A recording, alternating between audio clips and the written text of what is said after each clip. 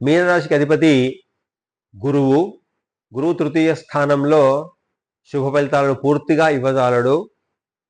ఆ గురువుతో పాటుగా ధనాధిపతి అయినటువంటి అంటే రెండవ స్థానానికి అధిపైనటువంటి కుజుడు యొక్క సంచారం వల్ల కూడా సోదర కలహాలు ఎక్కువ అవడానికి అవకాశం ఉంటుంది. జ్ఞాతి వైరం అంటే పాలివాళ్ల చేతే వైరం ఎక్కువ అవడానికి అవకాశం ఉంటుంది.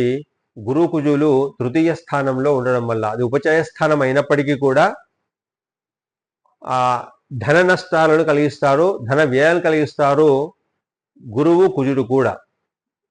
ఇక జన్మలగ్నంలోనే అంటే మీనరాశిలోనే ఉన్నటువంటి రాహు కూడా విపరీతమైనటువంటి అనుకోకుండా ప్రయాణాలను కలిగించడము, ఆ ప్రయాణ మూలకమైనటువంటి ధన వ్యయాలను కలిగిస్తాడు రాహువు మీనరాశిలో ఉండి ఈ శ్రవణ మాసం అంతా కూడా. తర్వాత ధనాధిపతి కుజుడు కాబట్టి ఆ కుజుడు